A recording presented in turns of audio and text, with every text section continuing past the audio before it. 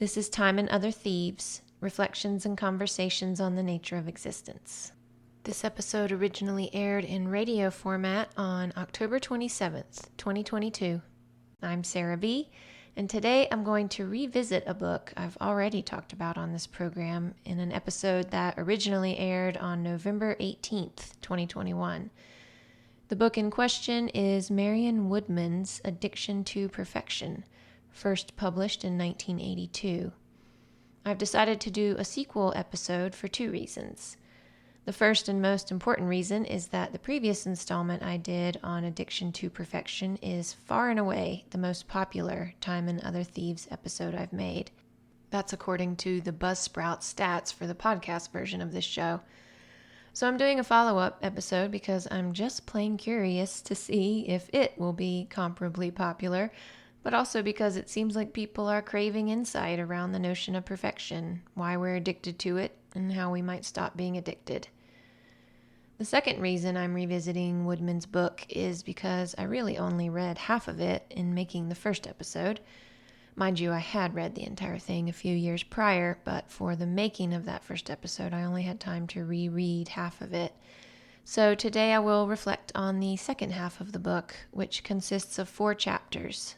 Those chapters, numbered 5 through 8, are titled Ascent to the Goddess, The Myth of Miz, Rape and the Demon Lover, and The Ravished Bride.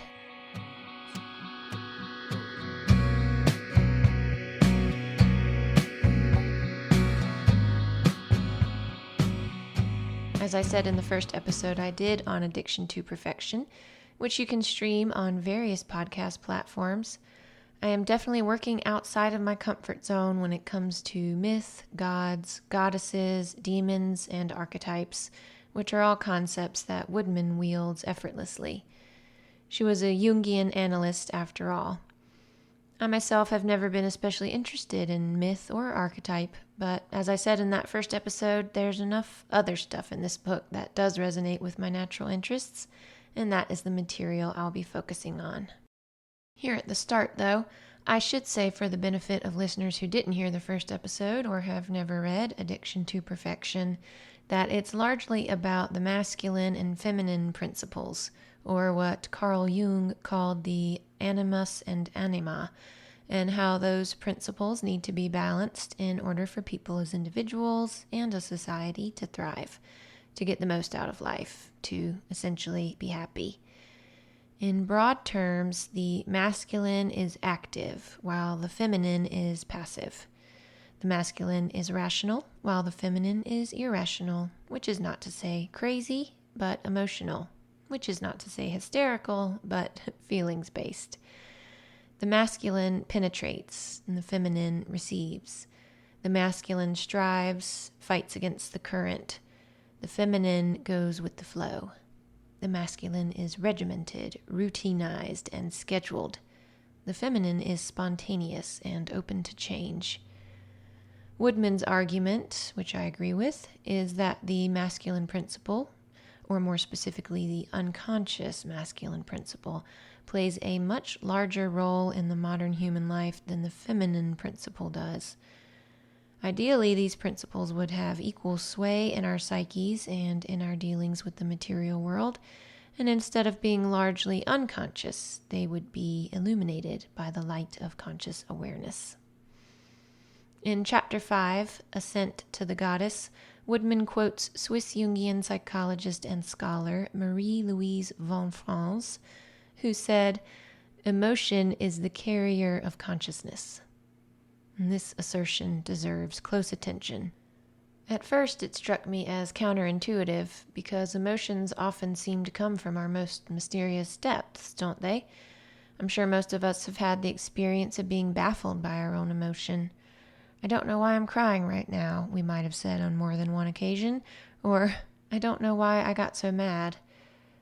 This lack of understanding our own emotions suggests that they originate in an unconscious place, and I think that's true. But von Franz isn't saying that emotions are consciousness. She's saying that they are the carriers of consciousness. Inexplicable emotion is a clue that we'd all be well advised to follow, by which I mean be curious about, It says, "This exists inside of you. Don't you think you should know it better?" And in trying to know it better, we become more conscious. And that means we gradually come to have more control over ourselves, but not in an overly masculine way, not in a way that requires a bunch of stressful striving to keep things under control. It just happens naturally. We stop being slaves to our own unconscious energies. With compassionate, consistent inquiry, we become aware of what we feel as we feel it, and we have a good sense as to why that feeling is there. Every feeling has a good reason for being there, I can assure you that, and therefore they should never be ignored. Which isn't to say that they should be obeyed per se. To ignore fear, for instance, is much different than acknowledging it and then doing the scary thing anyway. Vastly different forces would be at play in such a scenario, and as a result, vastly different behaviors would manifest.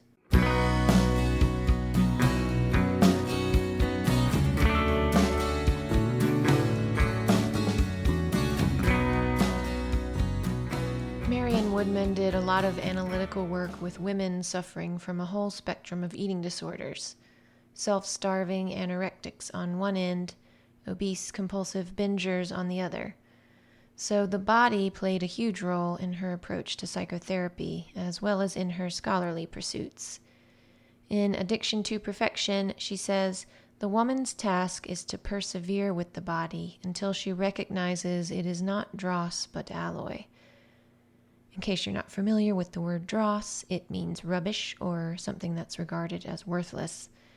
And the definition of alloy is a metal made by combining two or more metallic elements, especially to give greater strength or resistance to corrosion. How is the body an alloy exactly? Well, for one, according to Woodman, it's, quote, "the unconscious in its most immediate and continuous form." I'm honestly not sure how or why that's the case, but I can at least appreciate that most bodily processes happen outside of our conscious awareness. And if we're not careful, we can allow processes that are accessible to conscious awareness fall out of our conscious awareness. Take walking, for instance. Most of us, unless we're toddlers or injured or otherwise physically challenged, don't need to think about walking much, if at all. Same goes for standing and sitting, and plenty of other ways of moving and positioning the body. I recall how I eventually no longer had to think about knitting once I'd practiced enough. My hands just knew what to do. Muscle memory.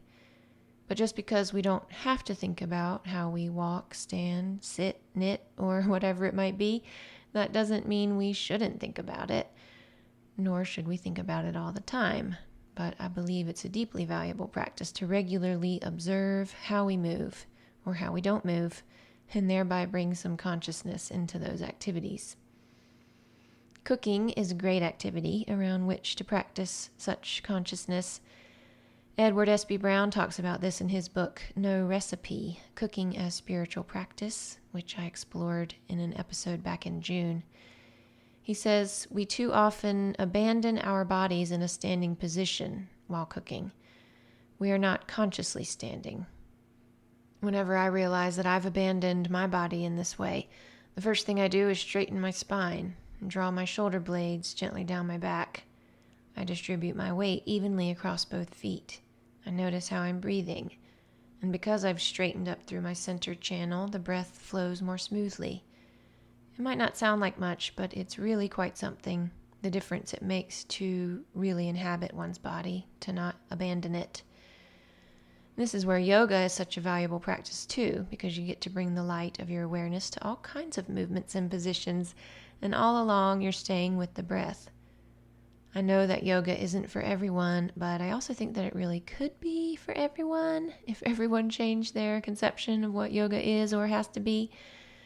It can simply be reaching your arms overhead on an inhale and lowering them at the same rate of your exhale. It can be lying on the floor and rolling around in whatever ways feel good and interesting. It can especially just be lying on the floor in Shavasana, in total surrender. Marion Woodman says that the way to recognize the body not as dross but alloy is, quote, "to allow the body to play, to give it space and allow it to make whatever movements it wants to make. Yoga provides just such an opportunity for play. If you go to a public class or follow a video at home, you need not follow the teacher's instructions to a T. You can use their prompts as suggestions, as a framework and an anchor for a practice that feels good for you on that particular day. I recently hurt myself in a roller skating fall, and my yoga practice looked quite different in the week or two following that injury. And now, over a month after the fact, it still hasn't gone back to the way it was. Not exactly. And it might never go back. And that's okay, because things happen to bodies, on top of the fact of aging, which has subtly, over the years, made my yoga practice look and feel a little different every day. To accept limitations with compassion is feminine. To keep forcing the body into the same positions day after day because you prefer it never change is masculine. Which isn't to say I've been letting my pain dictate my every move. In recovering from my fall, I've had to do things that hurt, because I know that that's the only way to move the pain through, to prevent it from becoming chronic. As a result, I have felt on much more intimate terms with my body than ever before in my life. Another reason to move the body mindfully on a regular basis, to go deeper with sensation and see what it has to teach us, is that it has a way of unlocking emotions that might otherwise always be barricaded off. Woodman says, "Our bodies have become so rigid and so plugged with unexpressed emotion that there is no room in them for creativity." And I don't think she's just talking about negative emotions. For me, joy is a feeling that yoga has helped me experience and express more fully. I've been amazed over the years at how strong the impulse can be to tamp that joy down when I sense it coming up. Yoga has taught me how to smile instead, to breathe more deeply, to close my eyes and really feel it, and be grateful.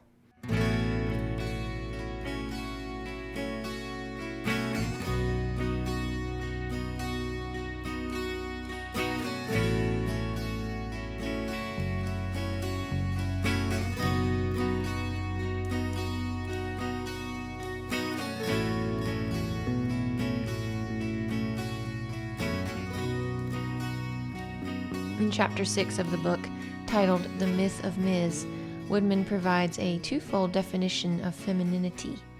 First, she says that femininity is taking responsibility for our bodies, so that the body becomes the tangible expression of the spirit within.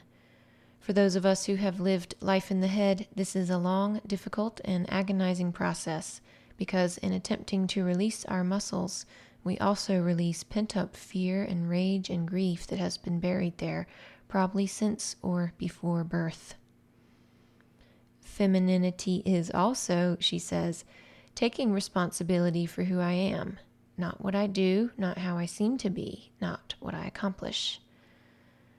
Questions guiding this responsibility taking include, what are my values? What are my needs? Am I true to myself, or do I betray myself? What are my feelings? Am I capable of love? Am I true to my love? And I'm sure many of us would need to ask what it even means to love. I'm partial to Anthony DeMello's definition, which you might recall from the very first episode of Time and Other Thieves, which focused on his book, Awareness. In that book, DeMello defines love as seeing something for what it really is, not what we imagine it to be, and giving it the response it deserves. Can you see yourself for what you really are and not what you imagine yourself to be or what you think you should be, and give yourself the response you deserve? One way to more clearly see ourselves for who we really are is through the close observation of our dreams. Being a Jungian analyst and therefore very interested in unconscious phenomena, Woodman put a lot of emphasis on dream analysis in her work with therapy clients. In Addiction to Perfection, she says, if we watch our dreams long enough, themes are repeated, symbols reappear with variations. And if we contemplate these emerging patterns, gradually we begin to see some order in the chaos. Gradually, we set up a dialogue between our ego and the being who is weaving the pattern. The dialogue between the ego and the self creates the soul. The word self in this passage has a capital S. That self with a capital S is who we really are. And as for themes being repeated in dreams, I mentioned in the first episode I did on Woodman that I have recurring dreams about overflowing toilets. Woodman says such dreams are evidence of too much striving for perfection in one's waking life. In the latter half of the book, she elaborates by saying toilet dreams of any kind, plugged toilets, overflowing toilets, toilets you can't get to, toilets in the middle of the living room, toilets with outrageous contents, indicate a body that's plugged with unexpressed emotion. Another theme that comes up in a lot of my dreams is that I'm trying very hard to get somewhere and I just can't get there. All kinds of things prevent me from reaching my destination. I lose my car or can't remember where it's parked. I lose my phone and therefore can't call or text anyone to tell them I'll be late. Or I have my phone but can't figure out how to work it. I often end up crying in frustration and total exasperation. And I don't think any of these dreams have ever ended with me reaching my destination. I just wake up, relieved to be out of that incredibly stressful scenario. I also regularly dream about being in houses with lots of different rooms and hallways. I'm not terribly interested in analyzing these dreams, but I am intrigued by what Woodman calls the being, with a capital B, who is weaving the pattern. This concept begs the question, who is dreaming these scenes over and over again? My ego asks that question, and myself answers in more dreams. And through that conversation, according to Woodman, the soul is created. And I couldn't tell you what that means exactly.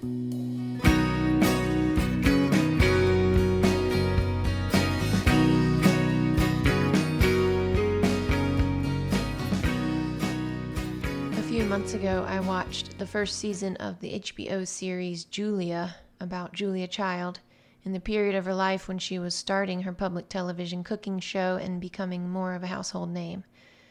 In one episode, Child is at an awards banquet and winds up sitting beside feminist activist Betty Friedan, most well known for her 1963 book, The Feminine Mystique. After some friendly chit-chat, Friedan, or the actress playing her, speaks her mind to Child, basically shaming her for hindering the feminist movement by encouraging women to stay in the kitchen. The terrible irony is that Child herself had to get out of the kitchen in order to get her TV show on the air, and she had to contend with a lot of white men in suits to stake her claim on that air and work like a man to produce a new episode every week, all the while being a total neophyte at anything having to do with television. With her scrappy ingenuity, her courage, and her diligence, Child was a paragon of the feminism that Betty Friedan was championing. But the fictionalized version of Friedan couldn't see past the fact that Child was teaching women how to cook. Women weren't supposed to be cooking anymore. They were supposed to be out there doing jobs that had traditionally been filled by men.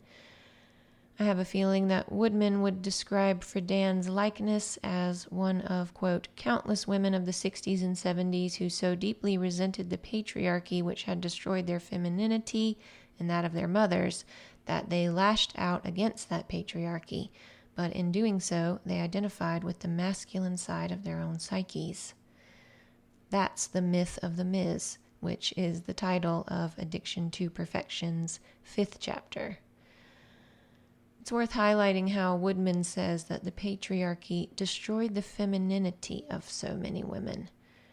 Some might argue that the patriarchy actually enhanced that femininity, and that it actually destroyed the masculinity of those women by keeping them barefoot and pregnant in the kitchen.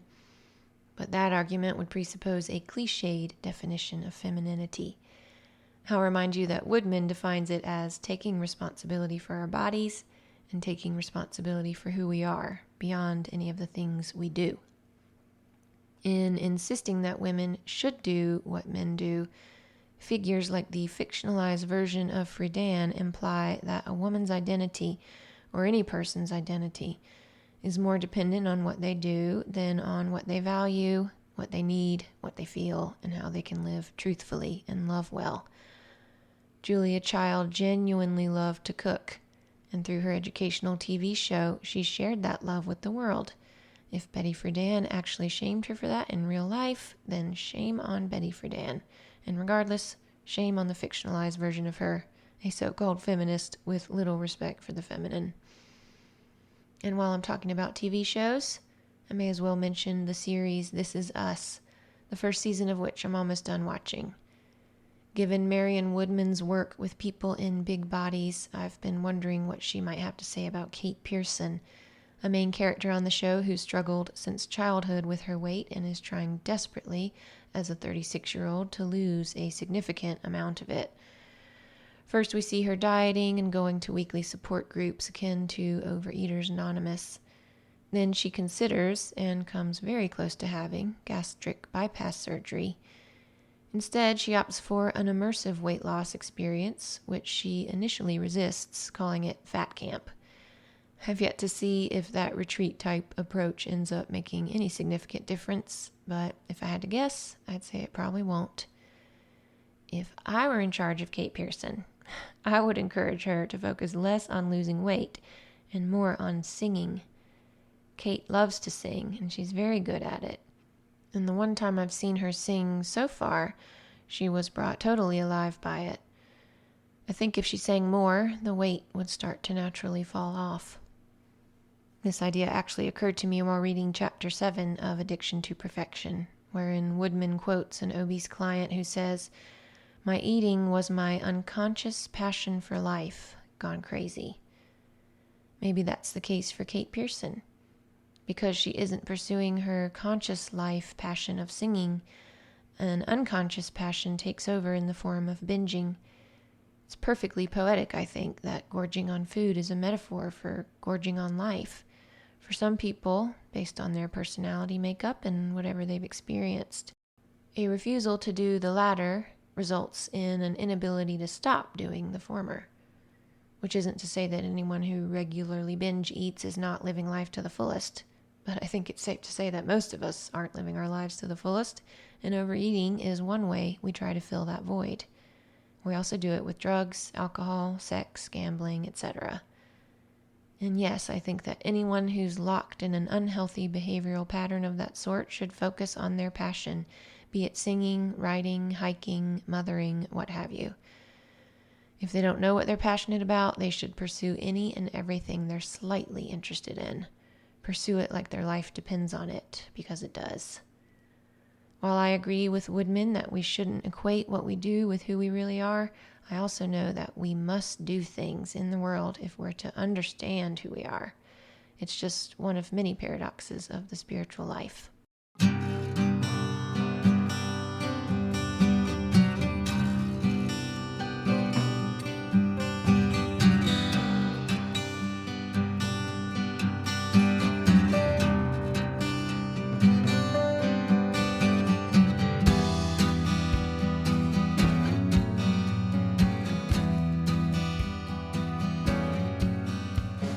At this point in the radio version of the show, I played a song called Grandma Say by Diane Cluck.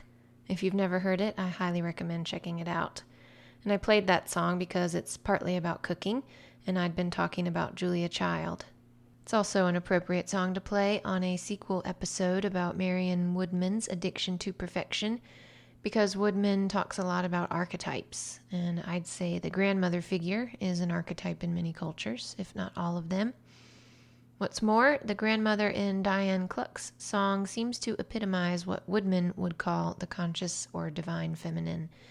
She says, "Do the things you love and do them well, 'cause you can't tell when things will go from good to worse. Don't live life like it's a curse. Include the ones you love, tell them so, make sure they know.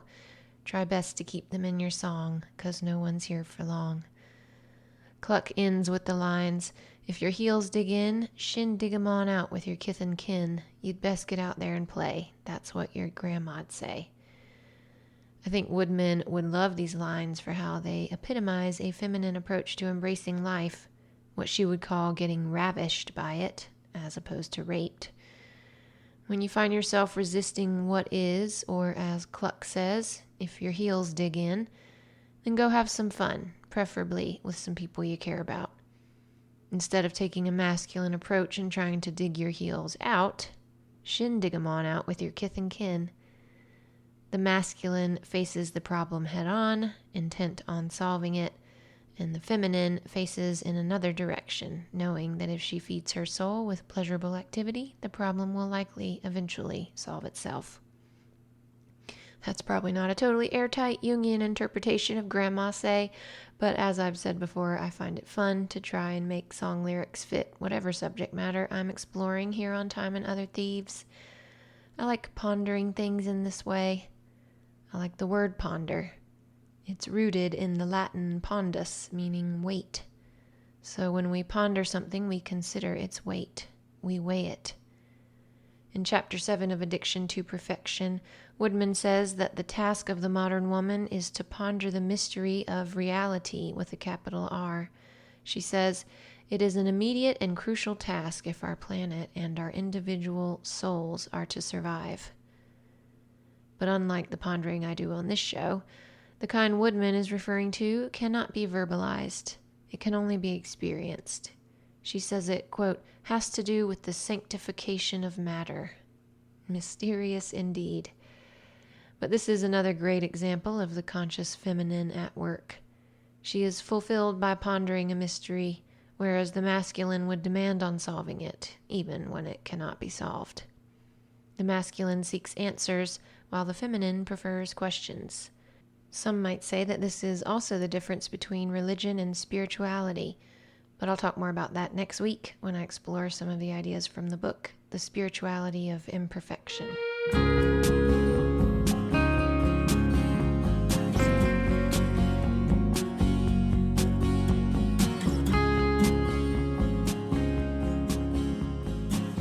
I mentioned archetypes a minute ago. Woodman says, one reason people are suffering today to an almost intolerable degree is that their unmediated suffering has no conscious connection with its archetypal ground. End quote. In other words, quote, people do not realize that what they are suffering exists within creation itself, and that the gods and goddesses of religion and mythology have been there before. This notion ties into something else Woodman says in Addiction to Perfection, which is that in Western society, very little is sacred. Connections between man and nature, man and God, are broken. We are without archetypal images, without sacred rituals, without a myth to hold our ego orientation together. End quote. I think ego orientation is another phrase for meaning-making. Our suffering becomes meaningless when this ego orientation becomes disoriented. And I love the idea that what we suffer exists within creation itself. If we can remember this, we can take our individual suffering less personally. It is simply a part of being a part of creation.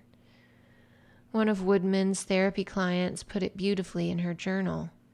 We are the translation of all the tunes the interstellar spaces ever sang. Some of those tunes are cacophonous, some are monotonous, some are unbearably glorious. To say that what we suffer exists within creation itself also strikes me as another way of saying that imperfection exists within creation itself. And imperfection really isn't a word that captures how deeply and fundamentally flawed creation is. We say things like, nobody's perfect, which implies, at least to me, that they can still be pretty close to perfect because we're still using perfect as the barometer, as something that something else isn't. But where humans are concerned, this is an apples-oranges scenario. Instead of saying that nobody's perfect, we should be saying that everyone is deeply, deeply flawed. The notion of perfection is totally irrelevant. And yet, everyone is also miraculous. As another of Woodman's clients reports, having called out desperately in a dream, despite our being, quote, this amazing collection of cells and organisms, we're screaming at each other about nothing. We take very little pleasure in our miraculousness. It seems we'd prefer to engage in conflict with one another. This is obviously the masculine power principle at work. And while its arguments can often employ excellent logic, logic is not the way to end a conflict with it. Woodman asserts that the most effective response to the masculine power principle in action is to say, "You argue well, but you are without feelings. Those arguments have nothing to do with my essence. These are my feelings, even if you think I am making a fool of myself. These feelings are my truth." This could be a wife talking to her husband, or vice versa, depending on how masculine and feminine a given wife and husband are, or a wife and wife, or husband and husband. Or it could be a consciously feminine individual of any gender responding to society at large through art or some kind of activism. Woodman says, "The feminine ego can be terrorized by the masculine invasion, and its only defense is its authentic feeling."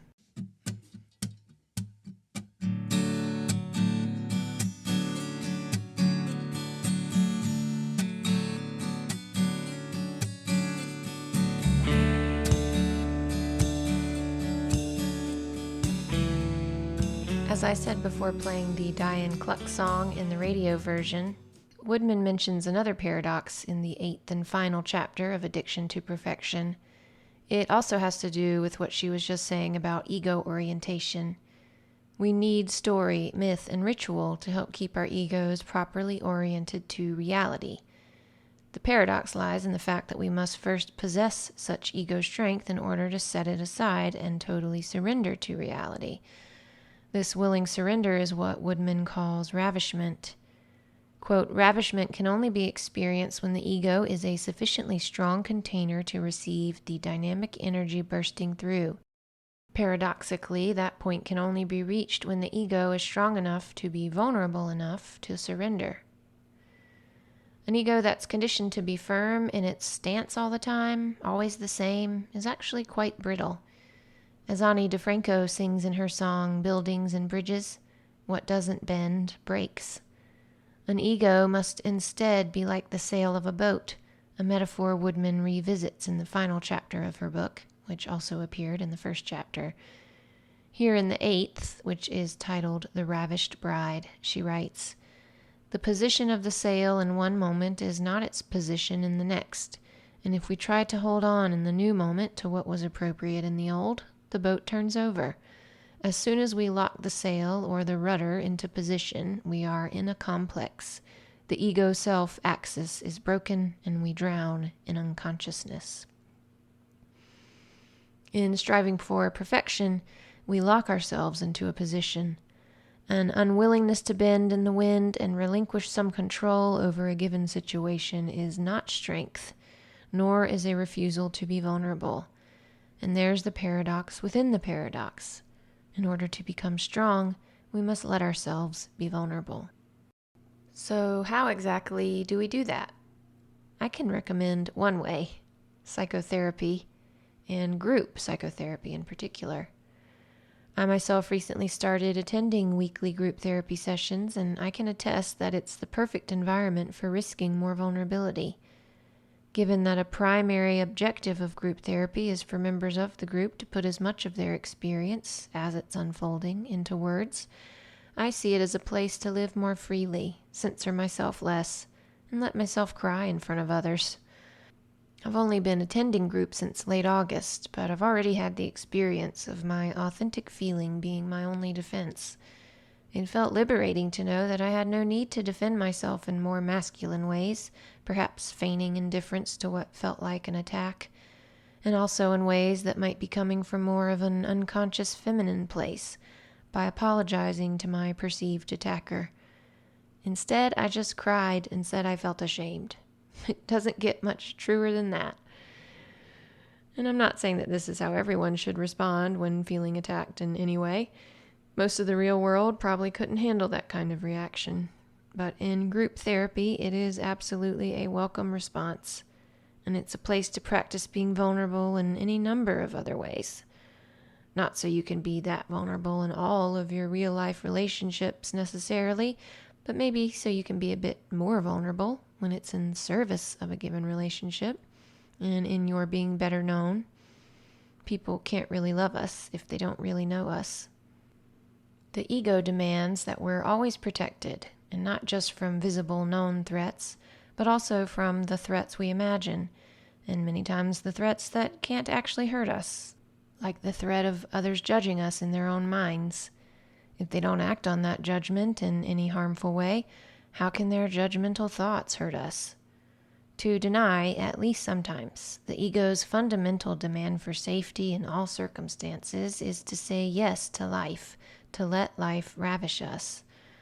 While this may seem hedonistic, Woodman actually describes it as being spiritually chaste, being clean of ego desire.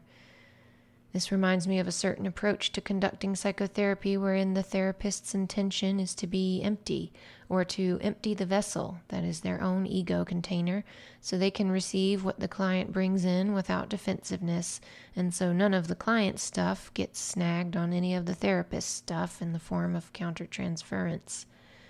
Instead, the client's stuff can just pass through, be reflected, given space, and cared for. In the most recent Dharma talk at my Sangha, the teacher, herself a therapist, quoted another teacher who said that the difference between empathy and compassion is a difference of prepositions. When I empathize, I feel into you. When I practice compassion, I feel for you. It's much easier to do the latter when we're not caught up in doing the former, having our own experience of the other person's pain. From this perspective, when someone says, I'm an empath, they might as well be saying, I make everything about me. That's harsh, and I admit it partly comes from my own annoyance with people who claim to be empaths, which itself comes from my envy of them, as I sometimes worry I'm not empathic enough. But surely all of us could stand to be more compassionate, and in many cases the extent of a person's imperfection is analogous to how much compassion they require. And it's difficult to have compassion for someone's flaws if we, A, refuse to look squarely at our own, and or B, exaggerate our own to the point of self-centered self-loathing, seeing our flaws as a reason to hate ourselves rather than give ourselves love. We must therefore get on more intimate terms with our own imperfections, or what Woodman calls our darkness. She also calls it our evil, which strikes me as overly dramatic. But whatever you call it, the bottom line is that if we expect ourselves to be free of flaws, we will, at least on some level, expect the same of others, and we will judge them if they don't live up to those expectations. In many ways, our society is more judgmental than ever before, and I think that phenomenon largely has to do with the lack of stillness and silence in our lives, which is required, I think, if we're to truly know ourselves. Sure, we come to know ourselves better through action too, but if we never have time to process our life of doing, we become unskilled at simply being. Masculine standards of perfection deprive a person, as Woodman says, of time for a leisurely stroll in the woods, of a long cup of tea with her husband, of unplanned hours with her children. Organization and efficiency become gods. Periods of meditative silence are rare or non-existent. The more refined the masculine principle becomes, the more it devastates the feminine.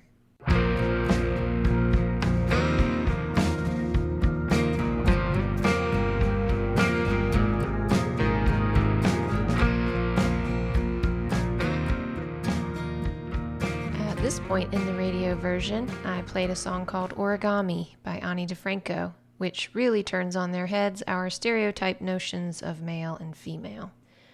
Have you ever heard anyone describe men as being delicate origami creatures who need women to unfold them and hold them when they cry? And she describes herself as an all-powerful Amazon warrior who cannot possibly have a need in this world. So these are very masculine traits, or rather unconsciously masculine. But then she's also embodying the unconscious feminine by always being available for the man to come to her for sweet sweetness. She is a never-ending vending machine who never needs to be alone or be her own person. This is not what Marion Woodman would call being spiritually chaste or ego-sacrificing, but being self-sacrificing for the sake of another who constantly needs to be saved, who needs his queen. Ani is tired of being this savior. In my favorite line of the song, and the one that epitomizes the conscious feminine, she says, "Long time love's got to breathe. You've got to let it ebb and flow. If you want a ball to bounce, you've got to let it go. As I mentioned earlier, I decided to revisit Addiction to Perfection because the podcast version of the first episode I did on it is the most downloaded episode I've made by a long shot. So it seems like listeners are really interested in the modern drive toward perfection. And I want to give them more of what they're interested in. And I wonder how many of them have been surprised to discover that, at least according to Woodman, perfection is synonymous with the masculine power principle. It is the man in the Ani DeFranco song I just played who cannot relinquish control for long enough to let a ball go so that it can bounce, who cannot let love ebb and flow, as all things must inherently do, and who therefore needs constant saving, is therefore a delicate origami creature.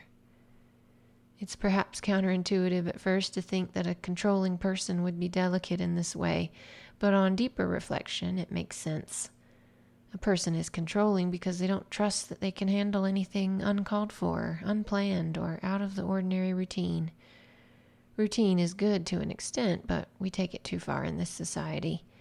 We start imposing overly strict routines on our children at a very young age by forcing them into classrooms and only giving them 20 minutes of recess a day and making them learn things they might not be interested in. We do not let the conscious feminine part of our children naturally develop. Instead, we suppress it in favor of the masculine. Woodman would say that our routinized way of life is our attempt to concretize our unconscious inner ideal, and by doing so, quote, we kill our imagination. We are left holding life in our own rigid molds.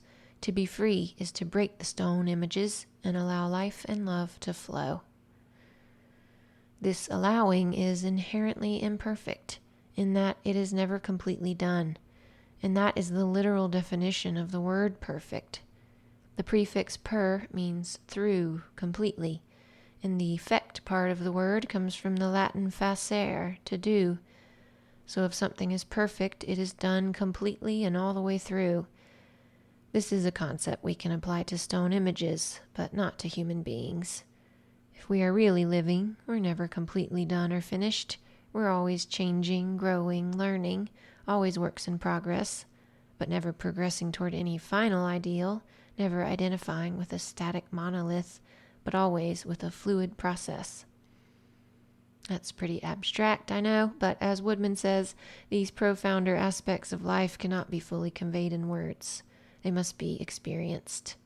Only you can know what you're capable of doing to bring more of the conscious feminine into your life. But in my understanding, the key is to express your emotions more often and more authentically, and to put fewer restrictions on yourself when it isn't totally irresponsible to do so, and experience more of life and face more of your fears. It's okay to say you're scared. In fact, it's essential. When we take the masculine approach of suppressing certain emotions, we really only give those emotions more power. We have to let them come through us and out of us through words, tears, screams, laughter, and simply moving our bodies in different ways. This is also how we take responsibility for our bodies and for who we are when we're not so busy doing stuff.